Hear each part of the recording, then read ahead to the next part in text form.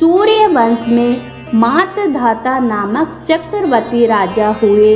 उनके राज्य में सुख संपदा की कोई कमी नहीं थी। प्रजा सुख से जीवन व्यतीत कर रहे थे, परंतु एक समय उनके राज्य में 3 वर्षों तक वर्षा नहीं हुई। प्रजा दुख से व्याकुल थी। तब महाराज भगवान नारायण की शरण में जाते हैं और उनसे अपनी प्रजा के दुख दूर करने की प्रार्थना करते हैं। राजा भादों के शुक्ल पक्ष की एकादशी का व्रत करता है। इस प्रकार व्रत के प्रभाव से राज्य में वर्षा होने लगती है और सभी कष्ट दूर हो जाते हैं। राज्य में पुनः खुशियों का वातावरण छा जाता है। इस उत्तम का अनुष्ठान व्रत अवश्य करना चाहिए। पद्मा एकादशी के दिन सामर्थ्य अनुसार दान करने से शुभ फलों की प्राप्ति होती है। जलजूलनी एकादशी के दिन जो व्यक्ति व्रत करता है उसे भूमि दान करने और गोदान करने के पश्चात मिलने वाले पुण्य फलों से भी अधिक शुभ फलों की प्राप्ति होती है। अब दूसरी कथा वामन कथा।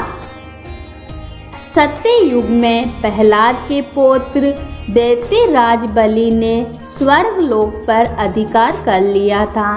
सभी देवता इस विपत्ति से बचने के लिए भगवान विष्णु जी के पास गए। तब भगवान विष्णु जी ने कहा कि मैं स्वयं देव माता अदिति के गर्भ से उत्पन्न होकर तुम्हें स्वर्ग का राज्य दिलाऊंगा। कुछ समय पश्चात भगवान विष्णु जी ने वामन अवतार लिया। एक बार जब बलि महान यज्ञ कर रहे थे, तब भगवान वामन बलि की यज्ञशाला में गए और राजा बलि से 3 पग धरती दान में मांगी। राजा बलि के गुरु शुक्राचार्य भगवान की लीला समझ गए और उन्होंने बलि को दान देने से मना कर दिया। लेकिन बलि ने फिर भी वामन भगवान को 3 पग धरती दान देने का संकल्प ले लिया। भगवान वामन ने विशाल रूप धारण कर एक पग में धरती और दूसरे पग में स्वर्ग लोक नाप लिया।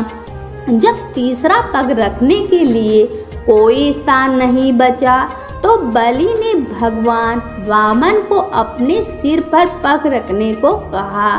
बलि के सिर पर पग रखने से वह सूतक लोक पहुंच गया। बलि की दानवीरता देखकर भगवान ने उसे सूतक लोक का स्वामी बना दिया। इस तरह भगवान वामन ने देवताओं की सहायता कर उन्हें पुनः स्वर्ग लौटाया।